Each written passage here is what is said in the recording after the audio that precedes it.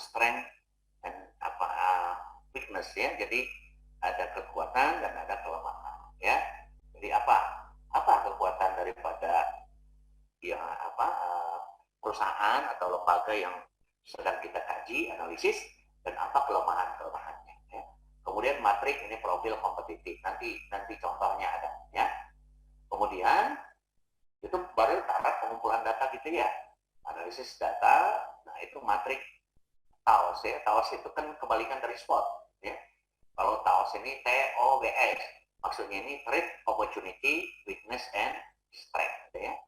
Jadi maksudnya ancaman, peluang, kelemahan, dan kekuatan ya. Tapi kan kalau dibalik jadi SWOT ya. Jadi maksudnya TAOS ini, nah ini Anda kaji itu eksternalnya dulu, threat dan opportunity-nya. Nah, itu makanya faktor eksternal ya.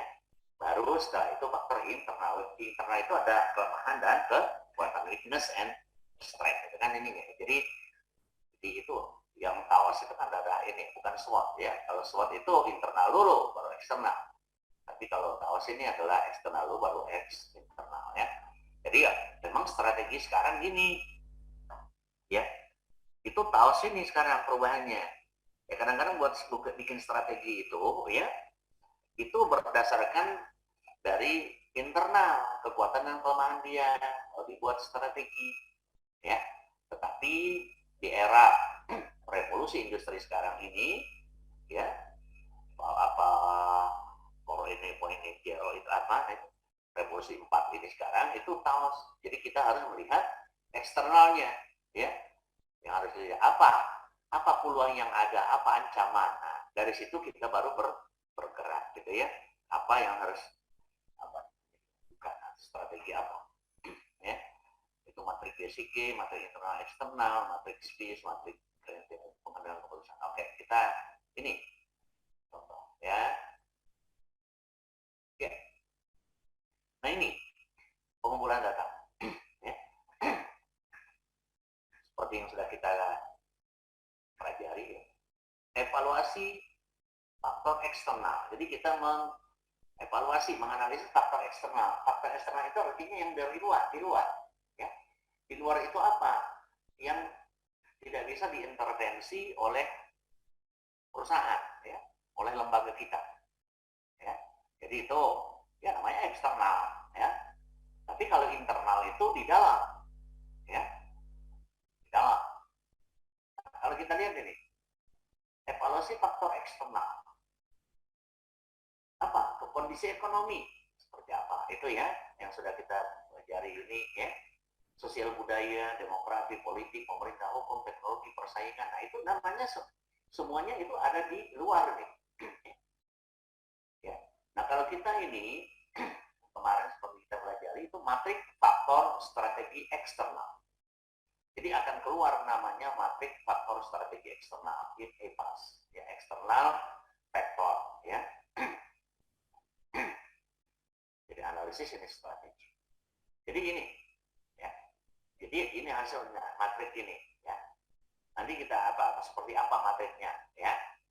Sudah kita mengevaluasi, ya. Setelah faktor eksternal, jadi kita internal, ya. Nah, internal ini, ya, internal ini yang artinya faktor yang ada di dalam, ya, faktor yang bisa diintervensi, ya, oleh perusahaan itu sendiri, ya. Jadi, ya, ini dia yang menguasai, ya. Kecuali kalau eksternal itu di luar, ya hanya menunggu saja. Kalau ini adalah dia bisa mengintervensi. Contoh pemasaran, ya, produksi, operasi, SDM. Nah, ini SDM-nya, ya. Bagaimana kekuatan SDM-nya, sumber daya manusianya, ya. Dan bagaimana kelemahannya. Nah, itu jadi kekuatan dan kelemahan, ya. Mungkin kekuatan SDM-nya banyak, ya. Jumlah karyawan, ya, tenaga kerja banyak. Tetapi apa kelemahannya? Kelemahannya mungkin kompetensinya, ya. Jadi kompetensi kompetensi kemampuannya yang masih belum optimal, gitu ya. Skillnya, misalnya keterampilannya, ya, knowledge-nya, pengetahuan dan seterusnya. Jadi itu faktor eksternal ini ada kelemahan, ada kekuatan dan ada kelemahan. Ya, kekuatannya apa, kelemahannya apa. Ya, keuangan misalnya, oh mungkin lembaga ini lemahnya di keuangan. Ya, keuangan ini modalnya kurang, atau tentang sistem akuntansi pencatatannya yang belum menggunakan sistem informasi akuntansi yang benar, gitu ya, sistem informasi manajemen. Maka dia dapat matrik faktor strategi internal, itu IPAS namanya ya. Jadi faktor internal, faktor analisis strategi. Ya. Jadi ini. Nah, kemudian ada profil kompetitif, analisis perbandingan profil kompetitif dengan pesaing-pesaing utama. Jadi lembaga yang kita kaji itu kita bandingkan ya dengan lembaga yang lain yang sama, pesaingnya. Ya, contoh perusahaan ya, misalnya kalau KFC ya, Kentucky Fried Chicken, maka Anda mungkin pesaingnya apa gitu ya, mungkin KFC California Fried Chicken, mungkin apa rumah makan itu ya. Nah, itu pesaing itu materi. Oke, ini ya. Nah, kita sekarang ya Bapak Ibu akan membuat matrik faktor strategi internal eksternal ya. Tolong perhatikan semua ya, jadi jangan ini, supaya Bapak Ibu tahu ininya ya, bagaimana caranya. Atau external strategic factor analysis summary, gitu ya. Bapak, maaf suaranya kecil. Oh, kecil. Oh, nggak dari tadi. Maaf ya Pak. Nggak apa-apa, dikasih tahu atau sekarang sudah bagus. Sekarang masih kecil Pak. kecil ya. Oh, gimana ya? Oh, ini kecil ya. Halo? Ya. Besarin ini kan kamarnya ya. Bu Desi mah yang nu ageng wae. Ya, besar nggak? Sudah? Lumayan? Gimana? Udah lumayan Pak, makasih. Dengan Pak. Mangga ya. Ya, kita ini. Ya baik. Jelas Pak, jelas. Oke, makasih. Ya, jadi ini. Nah, kita cara membuat matrik faktor strategi internal. Yang saya jelaskan tadi ya, ini nih.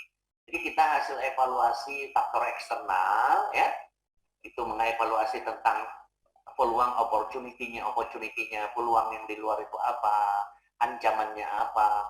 Nah, ini kita akan menghasilkan yang disebut dengan matrik faktor strategi internal, EFAS ya. Nah, ini cara membuatnya gini. Tahapannya ya.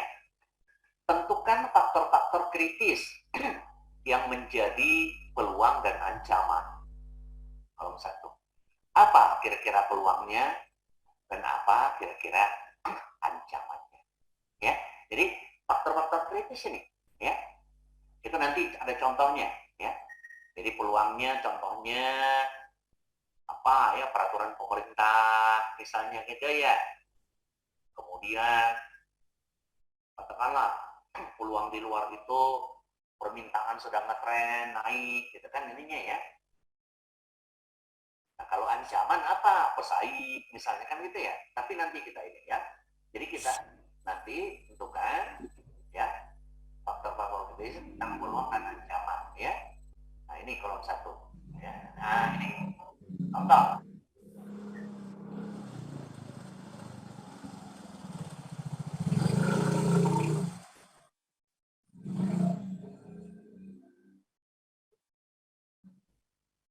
Ya.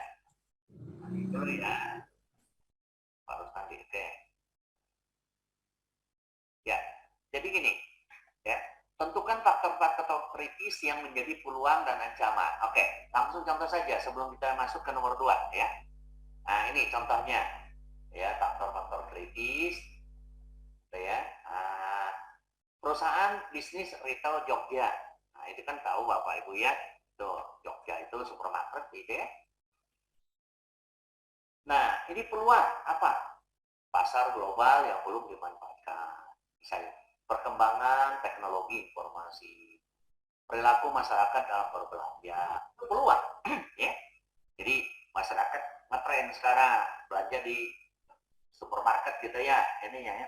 Nah, kemudahan akses ke sumber pembiayaan, meningkatnya pendapatan masyarakat. Nah, ini adalah faktor-faktor peluang ya gitu ya. Sekarang misalnya apa peluang ini ya, COVID-19 sudah hampir normal gitu kan, ini ya, itu peluang kan ya. Jadi yang tadinya ini ancaman apa? Peraturan pemerintah bisa saja ya. Peraturan pemerintah itu tidak bisa berbuat secara bebas ya.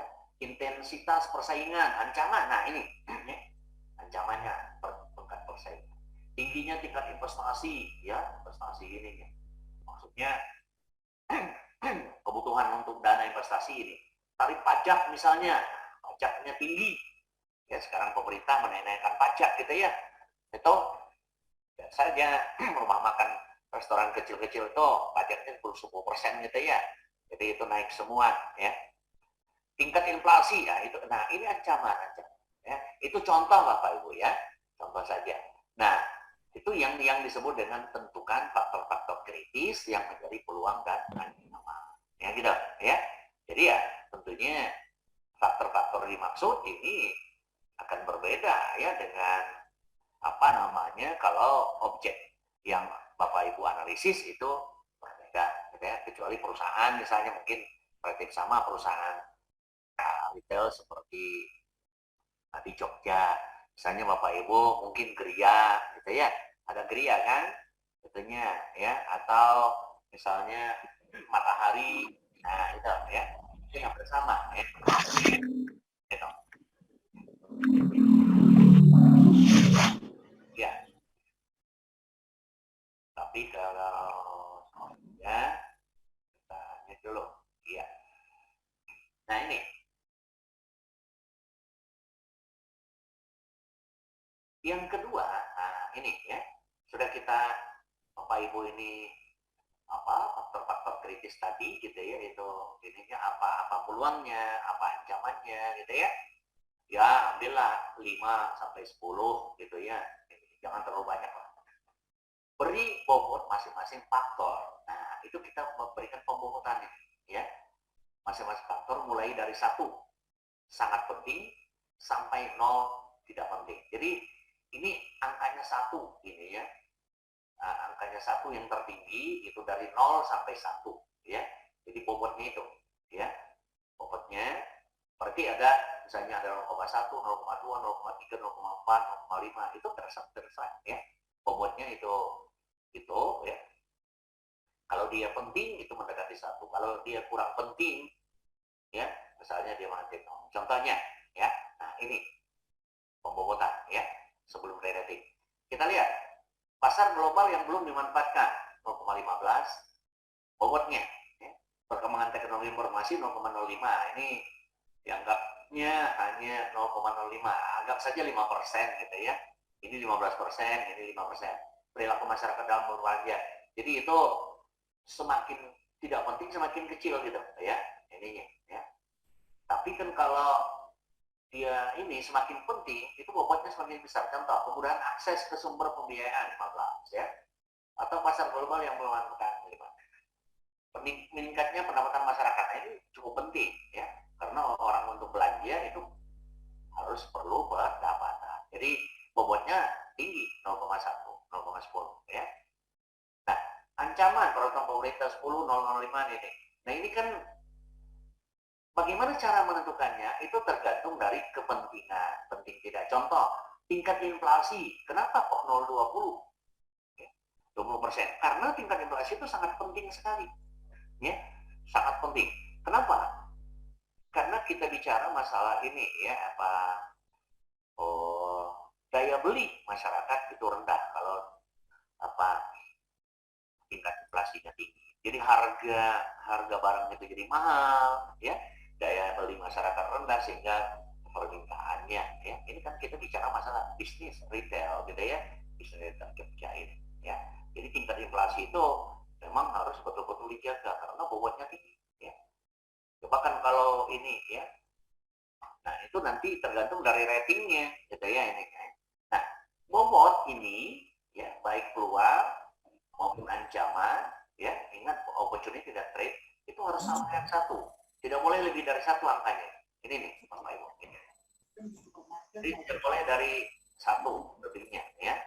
Nanti kalau lebih dari satu dikurangi lagi di timang-timang bobot ini. Nah, mungkin ini ada 1,5 misalnya, itu dikurang-kurangi lagi ya. Jadi itu yang namanya pemberian bobot. Oke, ya. Ini. Ya. Ya, pemberian bobot ya. Tolong ini ya, perhatikan dulu. Oke. Nah, setelah kita memberikan bobot ini ada dari 1 ya sampai 0, tidak penting, faktor-faktor tersebut kemungkinan dapat menimbulkan dampak terhadap faktor strategis ya, gitu ya, kedua. Jadi itu dia dari dampaknya. Contoh tadi inflasinya tinggi ya, kenapa bobotnya tinggi? Karena itu dampaknya besar gitu ya. Kalau inflasi kita meningkat maka dampaknya terhadap permintaan itu sangat besar ya. Itu hitung rating untuk masing-masing faktor dengan skala 4 ya, berdasarkan kondisi ini. Nah ini, jadi rating ya, kalau dari 1 sampai 4 ya, kalau 4 peluangnya besar sekali ya, peluangnya besar, peluang kecil, dan peluang kecil sekali. Jadi 1, 2, 3, semakin besar angkanya semakin besar itu peluangnya, dan demikian juga ancamannya gitu ya. Jadi kita harus bikinin ya, ini contohnya ya. Nah, contoh ini, nah ini ya. Jadi ini bobotnya tadi, ini ratingnya ya. Rating 1. Oh, ini apa ya? Peluangnya ya. 1, perkembangan teknologi informasi. Nah, ratingnya 3, sangat penting ini ya. Sangat penting. Perilaku masyarakat itu 1, kemudahan akses ke sumber yang tepat. Nah, ini meningkatnya pendapatan masyarakat, ratingnya 3 ya. Jadi yang penting ratingnya 1, 2, 3, 4 ya. Jadi dari 1 sampai 4 ya. Jadi kalau 1 itu kurang penting, dan kalau sampai dengan 4 sangat penting ya. Seperti ini kan ya. Atau kecil gitu ya. Itu kecil, dampaknya ya, dampaknya ini maksudnya ya. Pengaruhnya ya, pengaruhnya. Semakin besar pengaruhnya, semakin besar dampaknya, maka semakin besar rating. Ya. Nah kemudian baru kita ini ya, tentukan nomor 4. Tentukan skor dengan mengalihkan bobot dikali dengan rating. Jadi bobot tadi yang 0,1 ya, nah dikali dengan rating ini ya. Bobot kali rating untuk menunjukkan bagaimana perusahaan bereaksi terhadap faktor-faktor strategis eksternal. Ya. Jadi ini. Contoh pasar global 0,15 kali 1 0,15. Ini kali 0,05 kali 3 0,5. Ini maksudnya bobot skornya ya. Jadi sama dengan 2 ke 1 ya.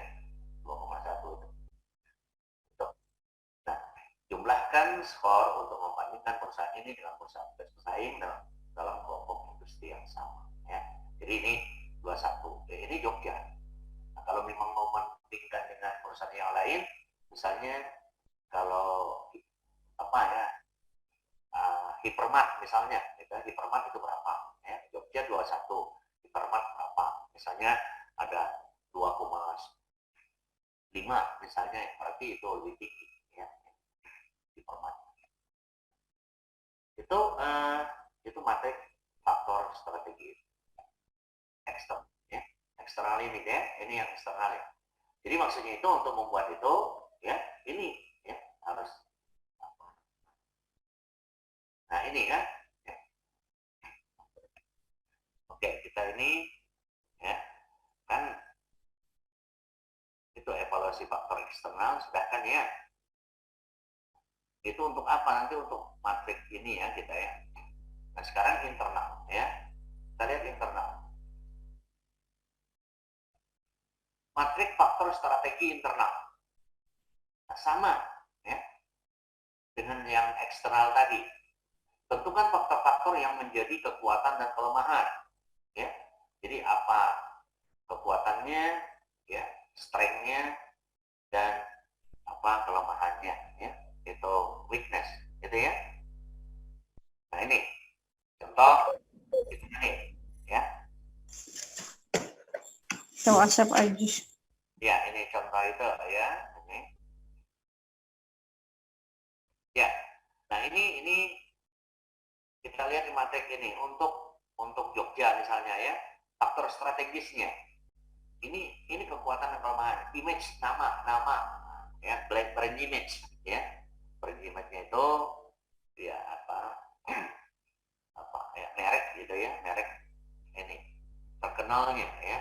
Oh, Jogja sudah terkenal gitu ya, Hypermart misalnya, Kejayaan, gitu ya, itu brand image-nya, ya. Pelayanan seperti apa, ya. Pelayanan 0,15 ini bobotnya cukup besar, ya. Kenapa? Ini sangat penting ya, pelayanan ini, ya, makanya dikasih bobot 15. Omset penjualan, ya, itu 15. Nah, ini kan, ini faktor-faktor, ini kekuatan, ya. Bisa kekuatan, bisa kelemahannya, gitu ya. Ini faktor yang internal, ya. Kemudian segmentasi pasarnya. Nah, ini ya, Bapak Ibu, jadi segmentasi pasar 0,08, pangsa pasarnya, ya, 0,15 misalnya, pengalaman bisnis 0,10 ini, ya.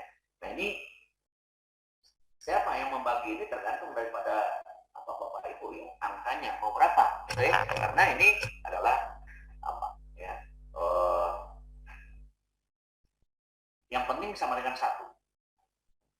Nah, kalau Jogja, nah ini yang kedua, ini sama rating yang kedua, ya. Ini tadi ya, ini ya. Beri bobot masing-masing, ada 1, sama saja pembobotannya, ya. 0,0 sampai 1, ya. Kemudian beri hitung apa ini, ya, apa namanya ini, ya, skala, ya, itu skalanya. Kalau ini bobot, ini ratingnya, ya, rating tadi, ya, namanya. Hitung rating untuk masing-masing faktor rating, ya, dari 1 sampai 4, ya. Kekuatan, kalau dia angkanya semakin besar maka semakin bagus, ya. Kelemahan juga, ya, sama ini, semakin besar angkanya semakin apa dia besar itu, ya, kelemahan. Tentukan skor dengan mengalihkan bobot kali rating untuk menentukan bagaimana perusahaan. Oke, nah kita ini, ya, ini angkanya, ini bobotnya, ini ratingnya, ini bobot skornya, ya, 347. Nah ini, ya, untuk Jogja 347, ya. Untuk Hypermart 3,30, untuk Giant ini 295 misalnya, kan ini, ya, inilah matrik profit kompetitif digunakan untuk memilih posisi relatif perusahaan, ya.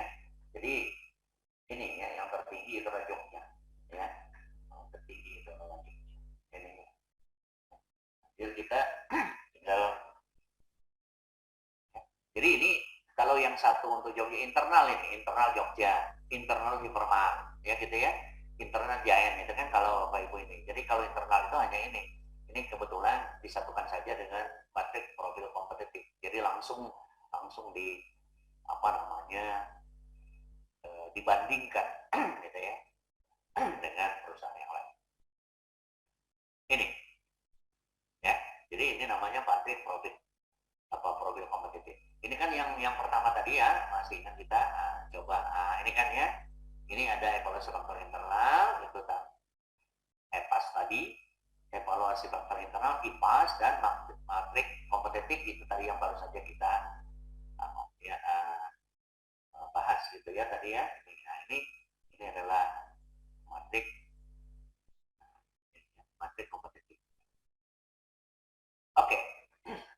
Nah, sekarang kita analis data.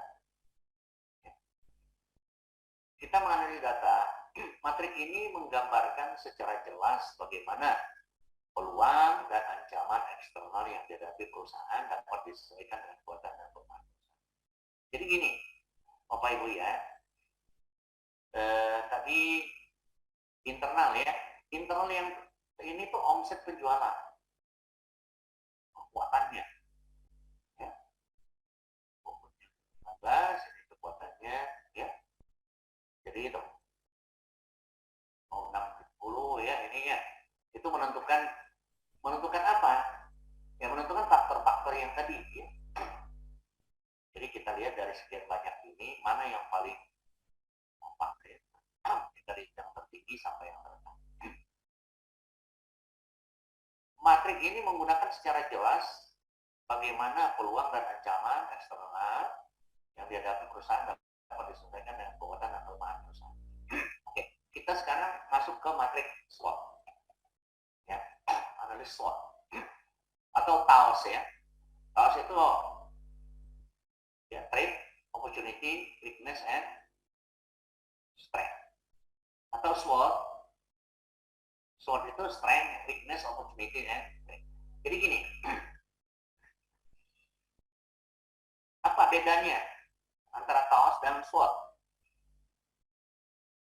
Jadi si perusahaan ini atau si lembaga ini, kalau TAOS dia berarti dia yang paling utama ya, yang dibahasnya analisisnya adalah eksternal.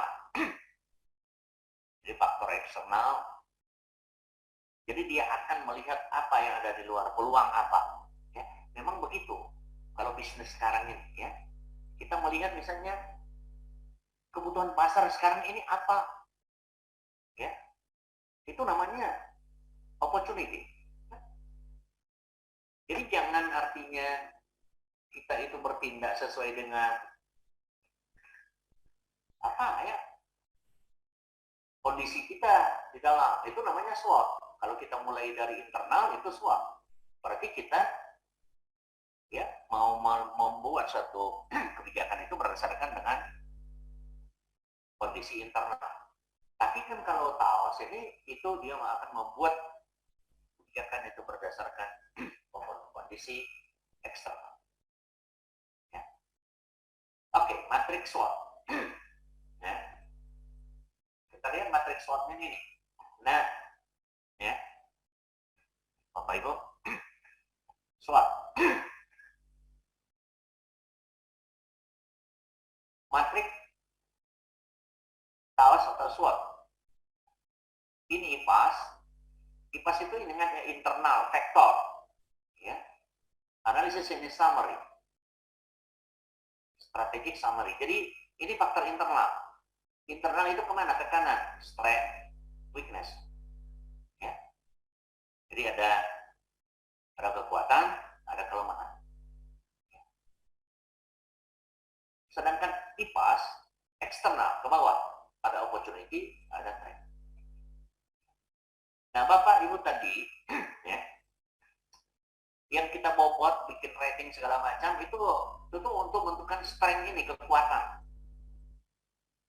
Tentukan 5 sampai 10 faktor kekuatan internal. Ya. Cara menentukan faktornya itu tadi harus diberikan pembobotan, mana yang paling ini, ya. Kalau penyediaan fasilitas itu kecil sekali dong. Ya. Mungkin ini bisa diabaikan. Ya, internal. Tapi yang paling besar apa? Contoh pangsa pasar. Nah, itu yang harus diingat. Ya. Atau kekuatan finansial. Nah, ini ya. Kekuatan finansial. Itu karena ini, maka itu perlu harus dimunculkan di dalam matrik ini. Ya, misalnya kekuatan finansial. Nah, kekuatan finansial ini apakah dia merupakan kekuatan? Ya. Kalau dia misalnya tersedia banyak finansial, wah ini katakanlah perusahaan ini ya, konglomerat, masalah modal tidak ada masalah, ya. Itu nggak apa-apa. Ya. Jadi itu merupakan kekuatan. Tapi bisa jadi keuangan finansial itu jadi kelemahan. Ya. Kelemahan kenapa? Kalau dia terbatas. Ya. Jadi itu yang tadi ya, yang kita buat tadi, strategi. Ya.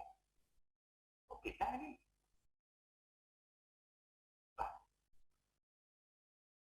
kok ganti? Bentar ya, kok ganti ini apa? Oh, strategi bisnis tren reformasi. Oke. Supaya bisa dibaca ya, Pak.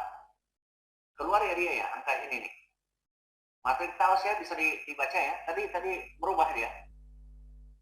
Halo? Bisa Pak, bisa dibaca. Bisa. Tadi Bisa. Bentar, Pak. Oh ya. Tadi kan sempat ini berubah gitu, grand strategi yang PowerPoint yang lain gitu ya. Ini. Nah, oke. Jadi ini IPA, strength and weakness ya, internal ya. Ya, tentu kan 5 sampai 10 faktor kekuatan internal. Kelemahan. Nah, untuk menentukan faktor ini, maksudnya kita tadi yang harus diberikan pembobotan tadi ya, kalau yang benernya ya. Jadi harus diberikan ranking. Mana yang paling besar? Nah, seperti ini ya. Lah, kok kepala. Ya.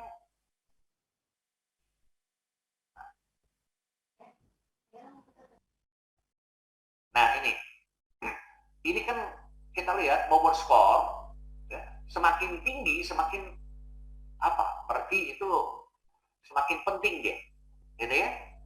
0,60 berarti pelayanan ya di situ. Mungkin ya apakah pelayanan jadi kekuatan dia ya atau kelemahannya, bisa jadi pelayanan. Jadi contoh angka 0,08 ini mungkin hilangkan saja penyediaan fasilitas ya, walaupun dia kita identifikasi ya, tapi karena kecil ini lebih baik dibuang sajalah ya dari ini ya. Nah, gitu materi. Terus apalagi ya, strength-nya, kekuatan yang lain ini ya, weakness-nya juga begitu ya. Jadi ambil 5 sampai 10 faktor kelemahan ya. Oke. Kekuatannya misalnya tersedianya SDM, sumber daya manusia ya, ini. Jadi itu ini ya, apa namanya, tentukan. Kemudian nah kita lihat EPAS ya. EPAS itu eksternal ya, eksternal ini ya, vektor ya, analisis ini strategic summary ya. Jadi dia analisis eksternalnya. Ada opportunity ya, opportunity itu peluang, threat itu ancaman. Ambil bukan ya, 5 sampai 10 faktor peluang eksternal ya. Jadi apa peluangnya ya?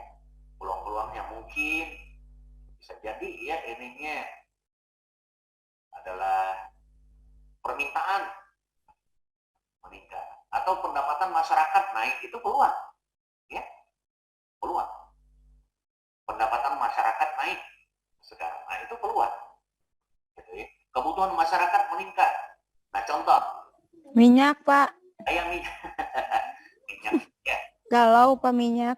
ya. Nah, contoh sekarang kita mau puasa ya, itu peluang. Puasa maksudnya permintaan itu ya akan meningkat. Nah, contohnya itu ya, itu opportunity. Jadi peluang yang ada di luar gitu ya. Tapi bisa jadi dia ancaman ya. Yang di luar itu ancaman ya. Misalnya apa ya? Karena pasokannya gitu ya sangat terbatas. Contoh ini. Tadi kemudian pesaingnya ya, kita persaingan sangat ketat ya. Jadi gini, bukan hanya perusahaan saja Bapak Ibu ya, sekolah misalnya, apalagi sekolah swasta, bisa jadi Bapak Ibu itu apa namanya, kaji ya, sekolah apa kekuatannya sekolah kita, apa kelemahannya, apa opportunity-nya ya, dan apa threat-nya ya, tidak ya. Jadi kekuatan misalnya fasilitasnya lengkap nggak, komputernya, atau misalnya lembaga apa, pesantren gitu, mana, gitu ya. Nah, tapi harus dibandingkan dengan pesantren yang lain. Sekolah, misalnya harus bandingkan dengan sekolah yang satu level ya. Jadi jangan SD dengan SMA gitu ya. Itu nggak ini. Jadi harus dibandingkan yang sama-sama ya. Nah, ini IPAS, ini EPAS ke bawah ya. Jadi yang vertikal ke strength, weakness, yang ke bawah opportunity. Nah, ini yang strateginya. Yang di tengah ini. Contoh kalau di kolom ini, Bapak Ibu ya, kita lihat. Itu kolom ini, itu kolomnya strength, barisnya oportunitas kan gitu ya di sini ya. Nah, itu namanya strategi SO. Apa strategi SO itu?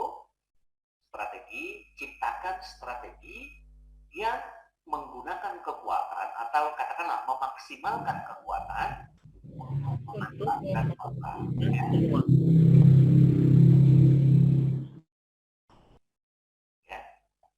Ya. Nah ini, apa strateginya? Nanti contoh lah, ini kita buka lagi ya.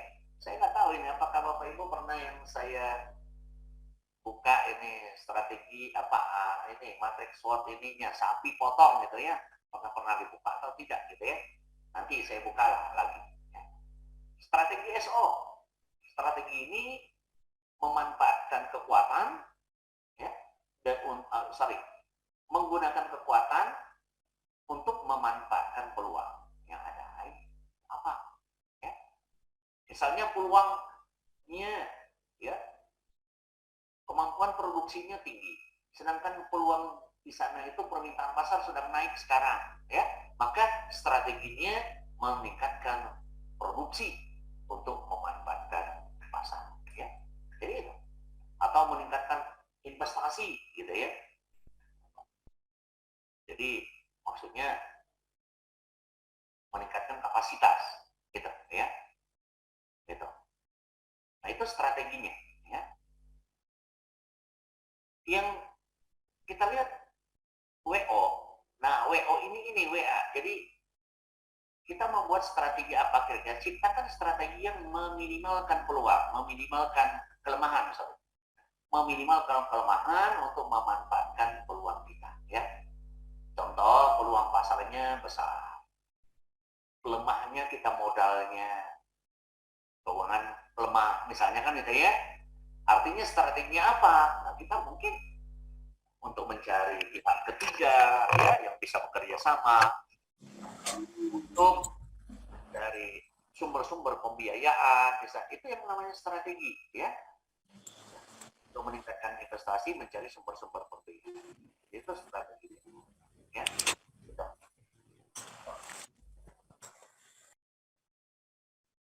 Ya. Kemudian strategi ST.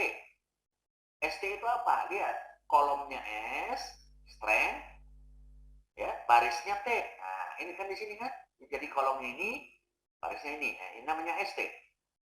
Ciptakan strategi yang menggunakan kekuatan untuk mengatasi ancaman. Nah, ya, kita akan menggunakan kekuatan kita, ya, misalnya apa, ya,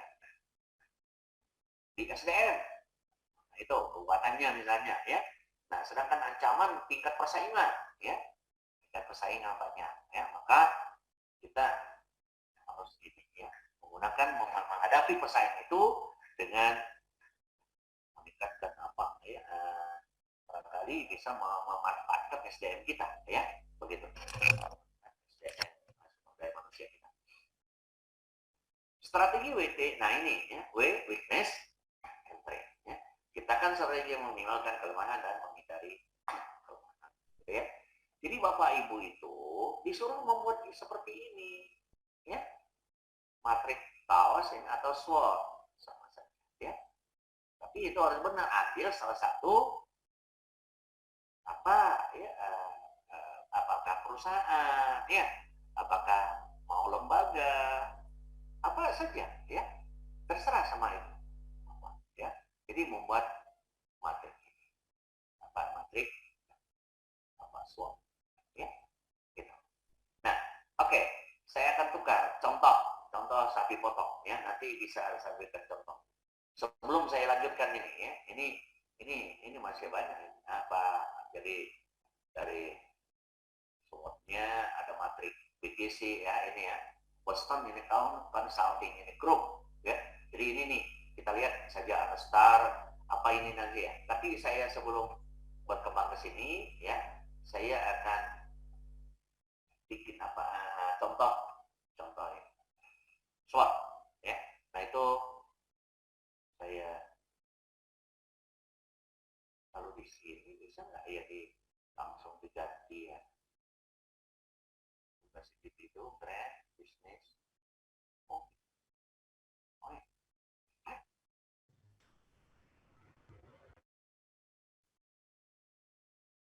Bapak Ibu kebaca nggak ya SWOT ini ya? Bapak Ibu,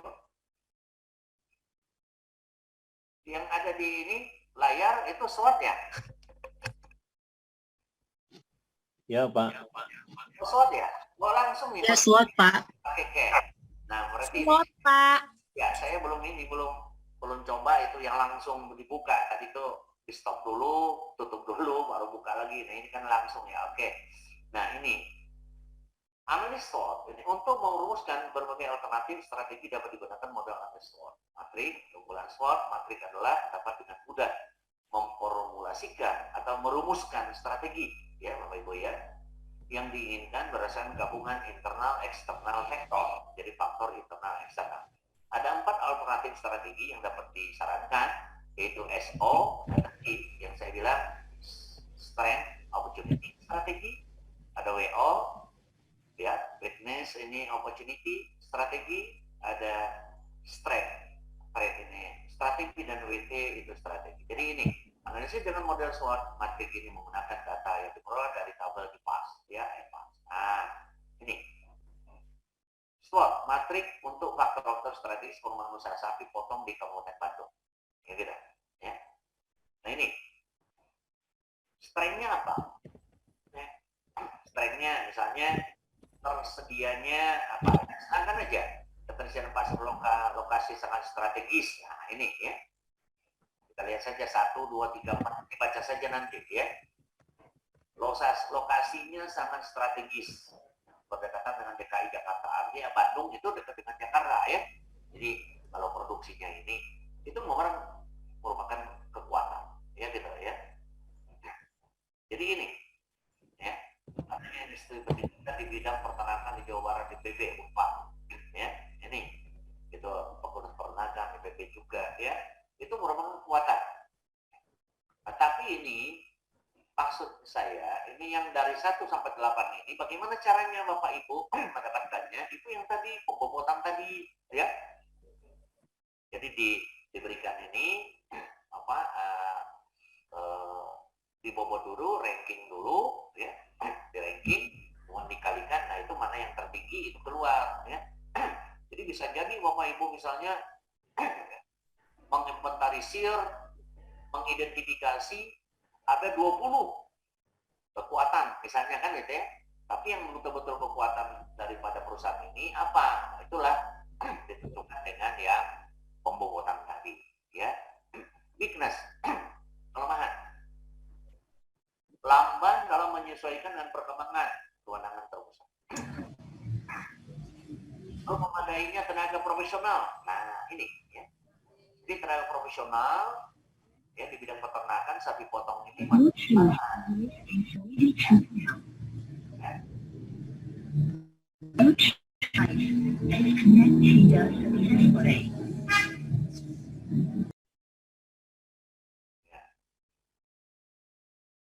weakness ya, belum memadainya tenaga profesional. Jadi ini, nah itu SDM-nya ini merupakan kelemahan ya. Masih relatif sekarangnya teknologi. Nah, teknologi yang digunakan untuk pengembangan sapi potong masih ini, ya. Relatif terbatasnya pasokan bibit unggul sapi potong. Nah, ini kelemahan di Jawa Barat, ya, ya. Tuh, ya.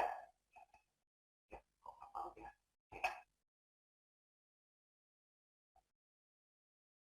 Oke, ya.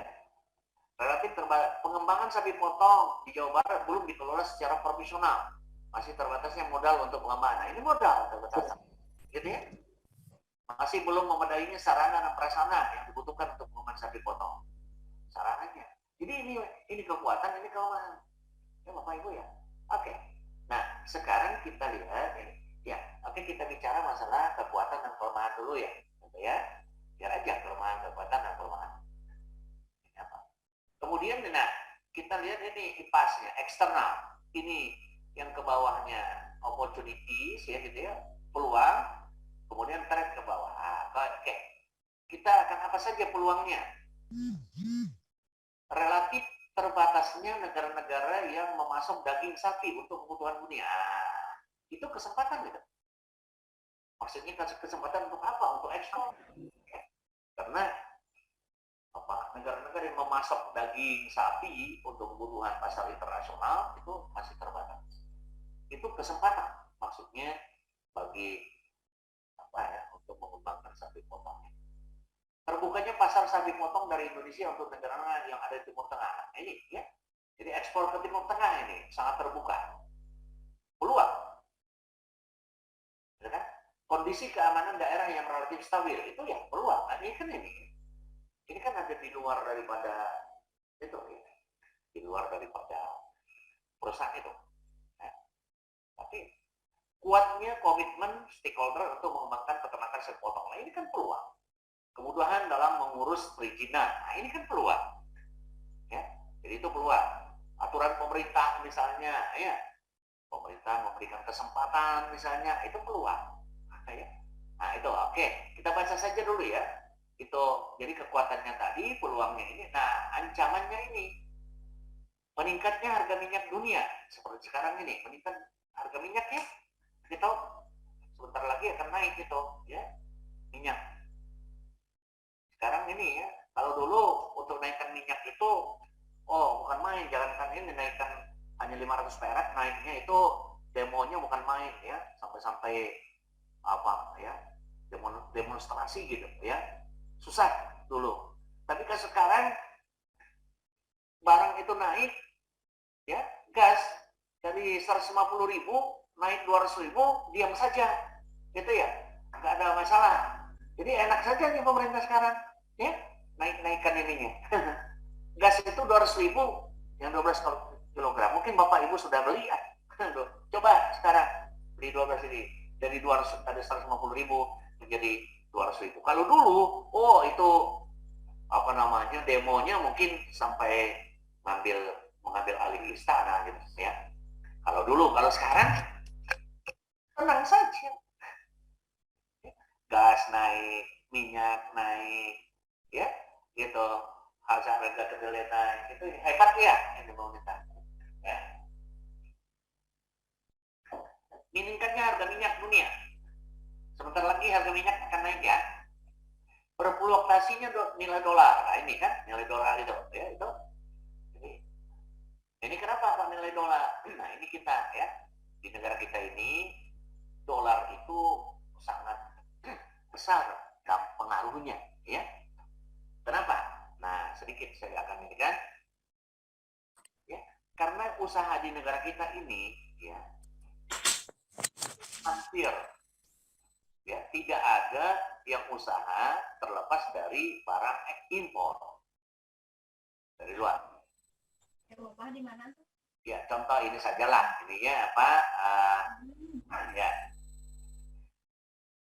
Untuk tempe tahu saja Bapak Ibu itu tergantung dari impor gitu, ya.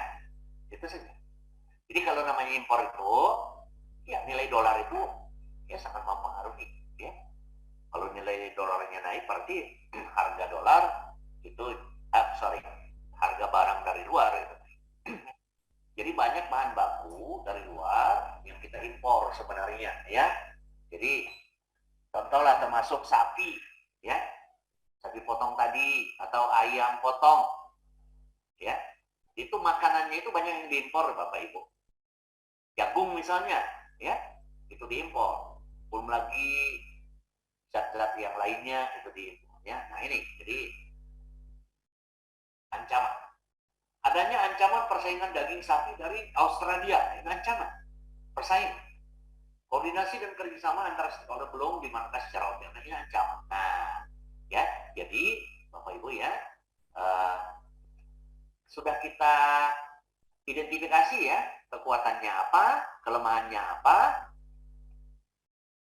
peluangnya apa, dan ancamannya apa. Nah, sekarang kita bikin strategi. Strategi SO. Ingat, kenapa SO? Karena kolom S, strength, ya. Kemudian baris O. Nah, ini ya. Coba ini keluar strateginya. Manfaatkan peluang pasar yang ada, baik lokal, regional, maupun negara-negara yang ada di Timur Tengah, dengan cara melakukan promosi dan kerjasama dengan pihak terkait. Kenapa? Karena pasar di Timur Tengah terbuka katanya. Itu ya. Jadi manfaatkan. Itu ya strateginya. Dengan cara meningkatkan promosi, ya. Jadi lakukan apa? Pendekatan approach dengan ini. Kemudian mengelola usaha ternak sapi potong secara profesional. Nah, ini, ya.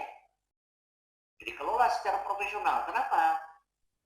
Karena ini sapi potong ini bukan hanya untuk diperuntukkan di dalam negeri saja, tetapi untuk diekspor keluar ke Timur Tengah. Nah, itu harus dikelola secara profesional.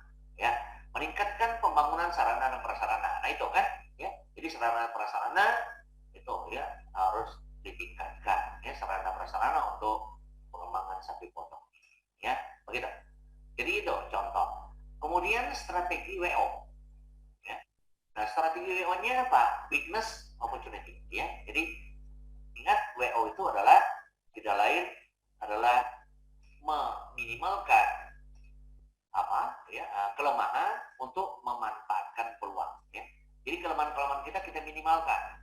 Manfaatkan komitmen stakeholder untuk pengembangan peternakan sapi potong. Ya. Jadi stakeholder itu ya pihak-pihak yang berkepentingan, termasuklah investor, mungkin yang punya uang, ya gitu ya. Nah, itu adalah apa? Manfaatkan, ya ininya untuk pengembangan peternakan sapi potong. Libatkan stakeholder NGO ya dalam merekrut tenaga profesional dalam bidang peternakan sapi potong. Nah, tadi kan kelemahannya kan ini apa? Kelemahannya tadi kan masih relatif apa belum memadai. Nah, belum memadainya tenaga profesional di bidang peternakan sapi potong, kan gitu ya.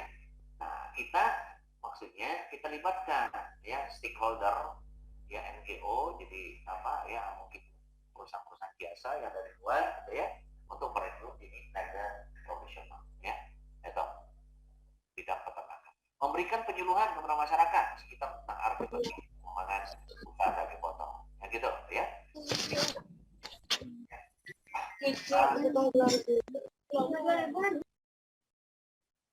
Ya, itu strategi WO. Kemudian ini apa Ibu ya. Nah, strategi ST ya, strategi ST-nya ya meningkatnya akomodasikan kepentingan masyarakat melalui keterlibatan mereka dalam proses pengelolaan usaha peternakan.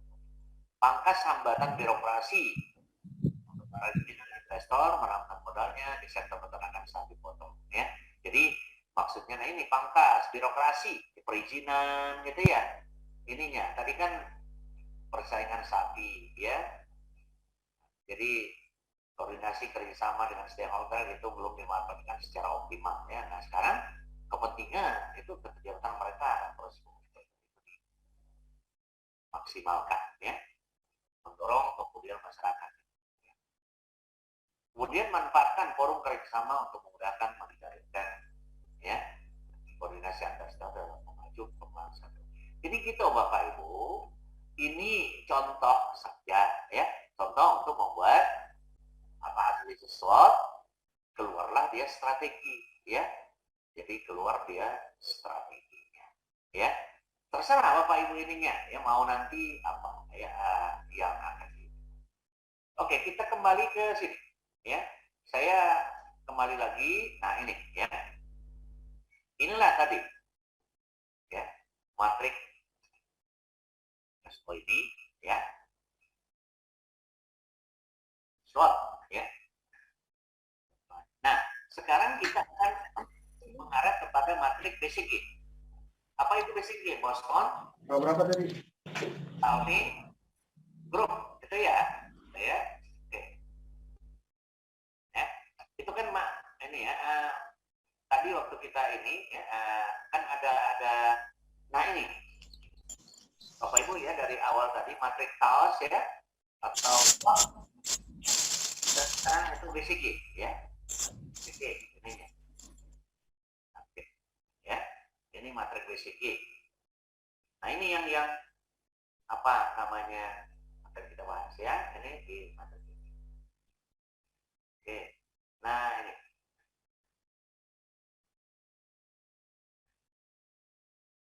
matrik BCG ya. Bagian pasar yang tinggi dalam produk Indonesia yang sedang tumbuh, ya, materi BCG Boston ini umumnya mengarah pada profitabilitas yang tinggi. Maka pada asumsi dasarnya, ya, jadi asumsi dasarnya ini, kalau kita akan membuat materi Boston ini consulting group, jadi asumsi dasarnya pasar yang tinggi dalam produk dan jasa yang sedang tumbuh. Jadi pasar itu sedang tumbuh, ya, bukan sedang melemah, gitu ya. Itu sedang membaiklah, trennya naik, gitu ya. Kemudian umumnya mengarah pada profitabilitas yang tinggi, apa dengan situasi persaingan yang stabil. Jadi gini, ya, jadi mengarah kepada semua perusahaan-perusahaan, ya, itu mengarah kepada profit, ya, yang cukup tinggi dan stabil, gitu ya. Jadi tidak dalam kondisi COVID yang kemarin gitu ya, tahun 2020, ya gitu. Semua ditutup ininya ya, itu tidak masuk asumsinya. Kalau kondisi seperti itu maka itu nggak bisa dibuat materi fisik ya.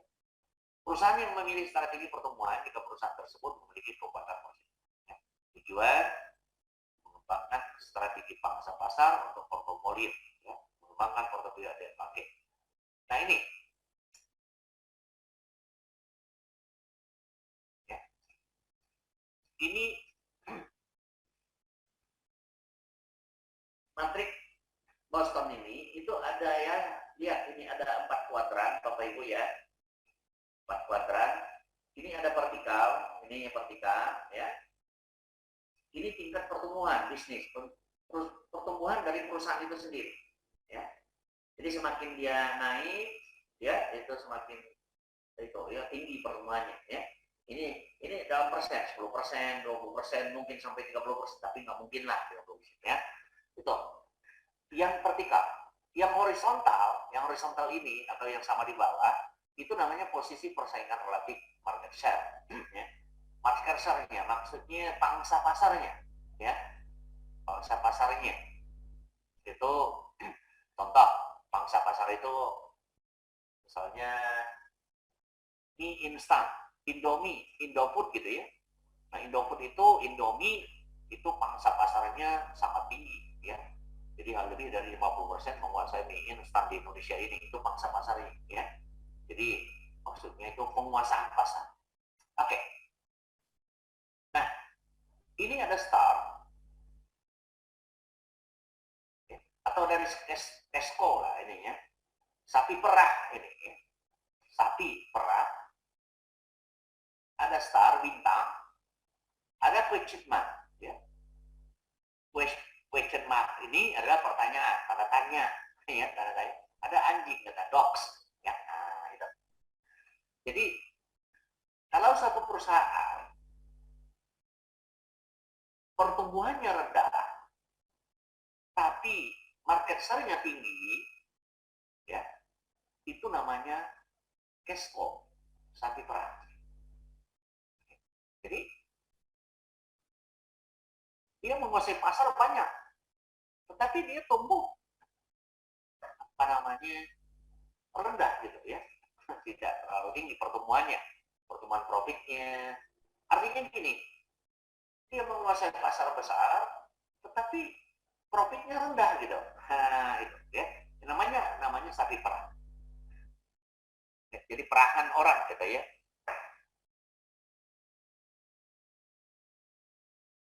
Nah sebaliknya, ya, ini kita lihat ini, ya, star ini bintang, ya, bintang. Nah kalau bintang ini yang terbagus, baik, pertumbuhannya tinggi, suatu perusahaan itu tinggi, ya. Kemudian market share-nya itu juga tinggi. Jadi ini kita lihat ini ya. Jadi dari sini ya, dari mana? Nah ini namanya bintang. Oke, saya akan ini. Kita lihat di sini. Kalau bintang, oke tadi Kesko ya, tadi perang. Ya.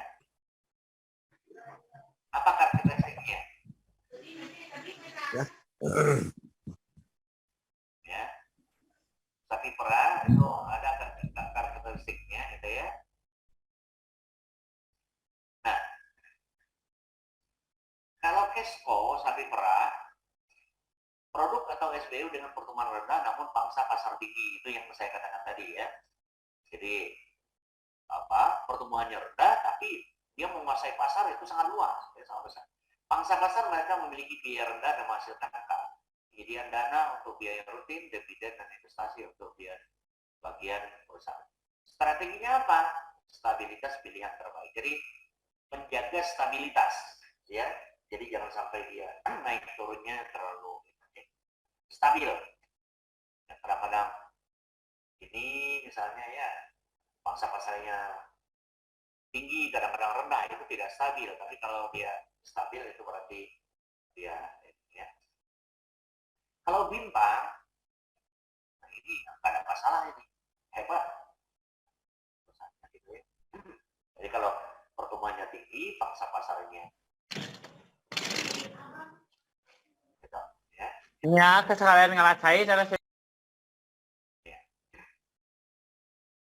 Produk energi yang berkembang pesat membutuhkan dana yang besar untuk mempertahankan posisinya. Jadi untuk mencapai posisi bintang tadi, ya ini yang di sini, ya itu jadi harus ini dipertahankan. Tidak mudah, ya kecuali dia memang modalnya besar, gitu ya. Gitu ya.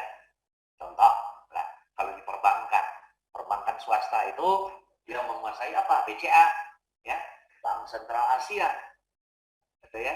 Mandiri. Nah, yang swasta. Oh, yang swasta. BCA. Nah itu untuk mempertahankan posisi dia itu tidak mudah. Tapi dia punya banyak uang. Karena bukan hanya ini. Kalau di kita ya gini. Di kita ini, ya perusahaan ini apa ya? Kalau di luar negeri konglomerat ini ya, konglomerat yang luar orang-orang kaya itu, dia paling-paling misalnya konglomerat di bidang perbankan, ya raja perbankan. Jadi usahanya itu hanya perbankan saja, ya hanya perbankan saja. Mau buka bank di mana saja, di seluruh setiap negara di dunia itu hanya perbankan saja. Tapi kalau di kita konglomeratnya, ya itu hampir semua usaha. Dia punya bank, dia punya perusahaan. Contohlah BCA. BCA itu kan ini ya. Dia punya bank, dia punya usaha, ya pabrik rokok, jarum, misalnya kan itu ya. Kemudian dulu ininya, ya perusahaan-perusahaan yang lain lagi. Jadi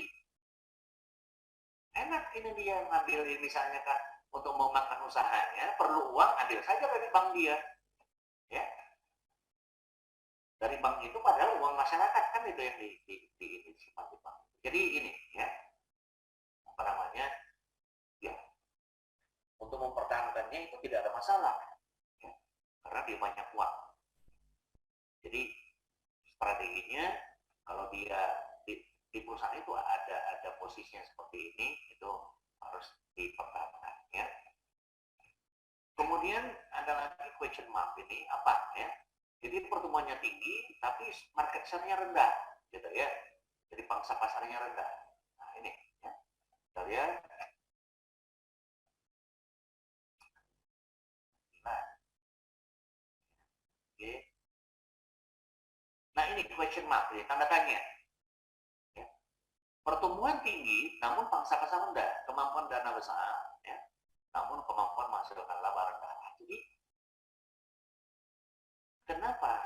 Karena ini pangsa pasarnya rendah, maka kemampuan dia untuk menghasilkan laba itu rendah. Ya. Jadi dia menguasai pasar itu, artinya kalahlah dia bersaing dengan, ya. Gitu. Katakanlah misalnya motor roda 2 di Honda, ya.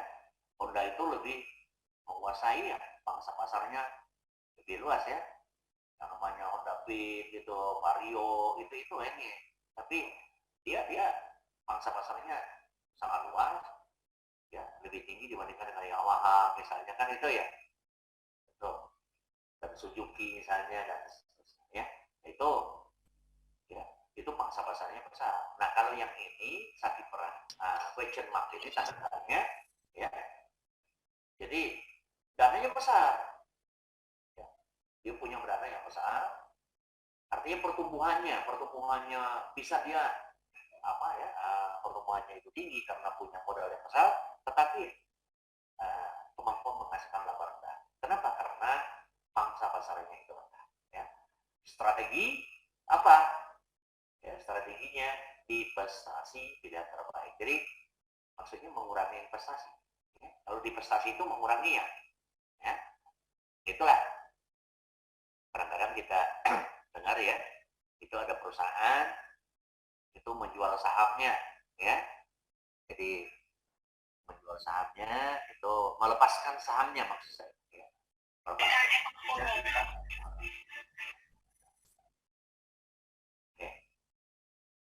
Ini ya, itu namanya divestasi ya. Kalau anjing itu dogs ya. Nah, produk atau SBY yang pertumbuhannya lambat dan pangsa pasarnya juga rendah. Nah ini sebenarnya gitu ya. Ini dia pertumbuhannya sudah rendah, pangsa pasarnya rendah, gitu ya. Laba yang dihasilkan itu tidak memadai, membutuhkan dana untuk bertahan hidup. Jadi ini ya ngos-ngosan ini ya. Jadi perusahaan yang bertahan hidup strateginya apa? Cocok adalah divestasi dan likuidasi. Ya ditutup saja ya perusahaan. Kalau dia sudah di sini. Ya. Pertumbuhannya rendah, pangsa pasarnya juga rendah, ya apa yang mempertahankan? Ya, jual saja perusahaan itu. Jadi itu ya mungkin bicara misalnya ada BUMN, Bapak tahu lah Ibu ya, pada usaha milik negara, mau ditutup oleh pemerintah, misalnya kan itu ya. Kenapa? Ya karena perhitungannya itu tadi ya, pertumbuhannya itu rendah, pangsa pasarnya rendah, labanya kecil gitu ya. Oke. Ya, itu matrik basic ya. Nah, kalau bisa Bapak Ibu itu buat seperti ini sajalah ya. Jadi itu tinggal ini aja. Terserah Bapak Ibu kajiannya ya, pertumbuhannya itu ya, gitu. Ya, kita lihat ini. Nah, matrik basic pertumbuhan pasar industri perusahaan ya. Ini nih rumus-rumusnya ya gitu ya. Pertumbuhan pasar perusahaan misalnya omset ya, kalau pertumbuhan industri perusahaan, pertumbuhan pasar perusahaan, jadi kan ini namanya pasar perusahaan ya, omset perusahaan tahun ya, omsetnya tahun misalnya 2021 ya, kemudian dibagi dengan omset perusahaan 5 tahun sebelumnya ya, nah maka dia market share-nya berapa persen, pangsa pasar pertumbuhan pasarnya berapa persen maksudnya, bukan market share, pertumbuhannya berapa persen. Jadi untuk tahun 2021 dibagi dengan jumlah omset penjualan tahun 5 tahun sebelumnya. Pangsa pasar relatif dibanding pesaing utama. Nah, omset penjualan tahun ini dibanding dengan omset pesaing utama tahun ini ya. Jadi contohnya ya, kalau omset penjualan misalnya omset penjualan motor Honda tahun 2021 dibagi dengan omset pesaing utama motor Honda apa? Yamaha misalnya ya. Nah, itu berapa? Ini itu. Nah, ini contoh ya, bisa saya diketahui omset penjualan misalnya 4 perusahaan besar dalam bisnis retail di Kota Bandung ya. Tahun 2017 ini Jogja, ini Kria, ini Hipermart, ini apa ya, ini ya. Songko ini ya, kalau salah ya ini ya. Nah, jadi ini ya 2017, 2018, nah ini pangsa pasarnya naik gitu ya, maksudnya untuk menghitung ya ini ya. Kita lihat pangsa pasar misalnya tadi ya tahun 2021 itu ada 18 miliar gitu ya, pada 5 juta 250 itu dibagi dengan total ini ya, itu namanya pangsa pasar. Jadi kita lihat pertumbuhan. Omset industri perusahaan retail di Kota Bandung, nah ini kan yang totalnya ya 2017. Ya. Jadi itu contohnya. Portofolio bisnis strategi ini ya, strategi E. Ya. Nah, ini juga ya. Ada nanti Bapak Ibu baca saja ininya ya. Ini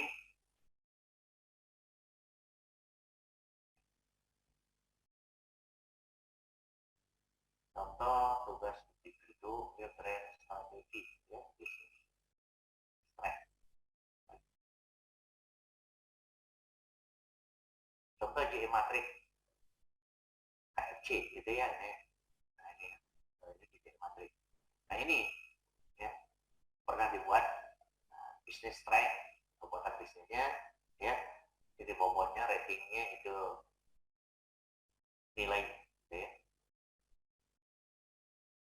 Ada teksturnya ya. Ada share pertumbuhannya, kualitas produknya, reputasi brandnya, dan promotion efeknya dan seterusnya. Jadi ini untuk KFC ya. Nanti Bapak Ibu bisa ada gambaran gitu ya, ininya tentang apa saja ini ya, faktor-faktor ini ya. Ini berapa faktor ini ya. Tapi ini bobot ininya ya, bobot ini adalah tetap dia sama dengan 1 ya, ke bawahnya sama dengan 1. Nggak boleh lebih dari 1 ya. Jadi bobot itu maksimal 1 ya. Nah itu tinggal dibagi-bagi ya, ini rating. Nah itu dilihat dari tingkat apa ya, kalau bobot itu kepentingannya ya, kalau rating ini tingkat dampaknya ya. Semakin besar dampaknya, pengaruhnya, maka semakin tinggi ratingnya. Contoh kita lihat ya, kualitas produk ya, itu berapa kok 4, karena itu sangat dampaknya ini ya, sangat tinggi ya. Itu ini ya untuk KFC ya. Oke. Nah nanti kan kalau Bapak Ibu ini ada keren selanjutnya variasi strategi ya, boleh inilah bisa contoh kalau strategi ini ya ini. Nah,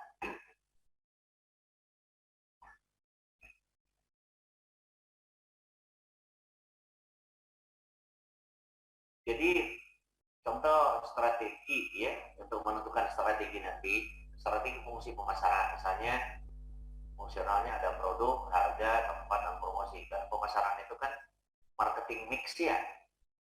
Ingat bauran pemasaran, mungkin Pak Dudung sudah mengajarkan ya.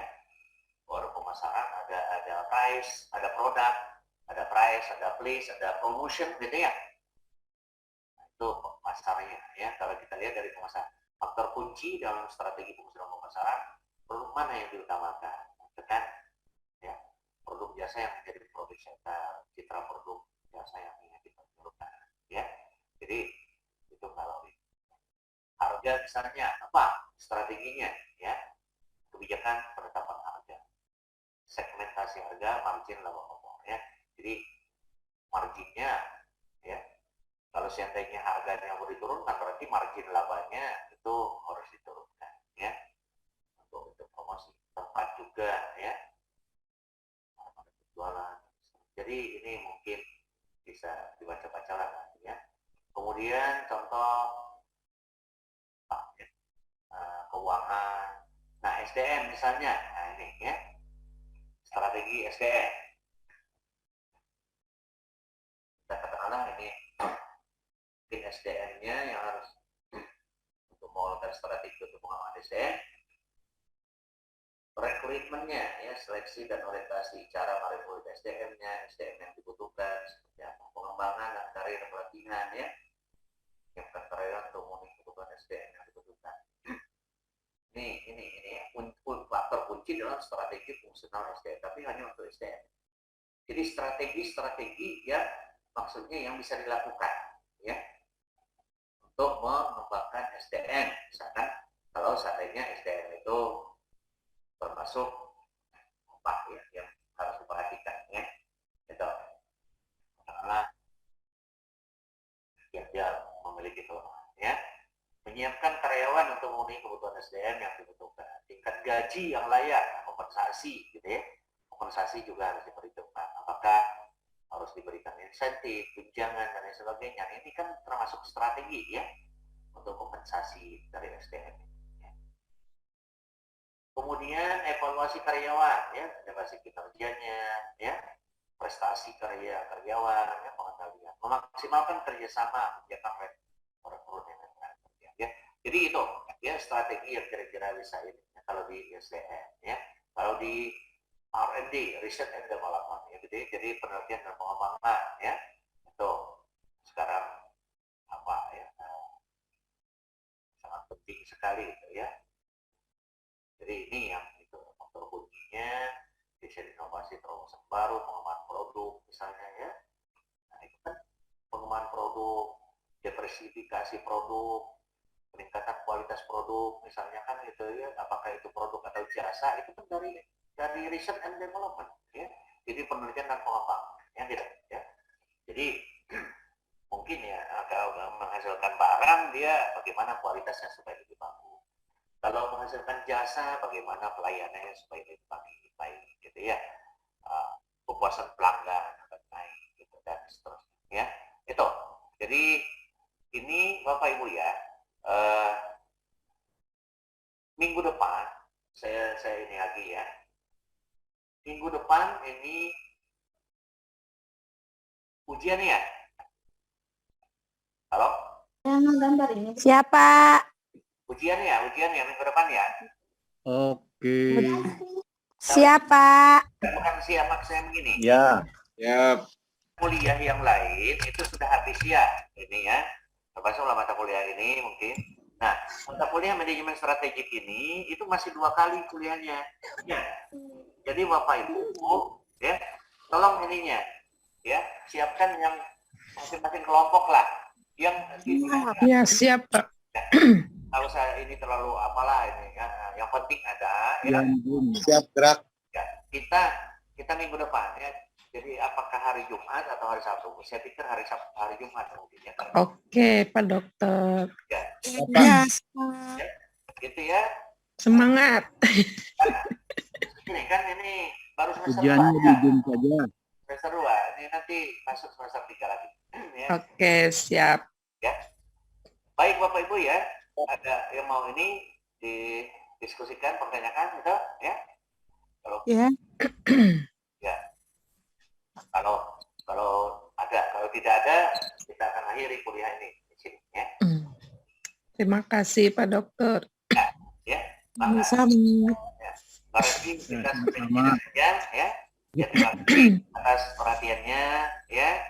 Ya. Iya Pak. Warahmatullahi wabarakatuh. Sehat ya Pak. Waalaikumsalam warahmatullahi wabarakatuh. Terima kasih Pak Dokter. Terima kasih sama-sama. Warahmatullahi wabarakatuh. Buka GCR-nya ya, Google Classroom yang ambil apa? Oke. Ya ini. Angga. Ya Pak, siap. Oke, makasih Pak. Siap. Siapa ya Pak Yudi? Siap gerak. Mau nyusut leho atau coba.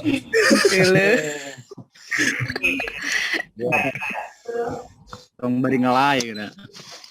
Oke Pak Dokter. Terima kasih Pak. Ya,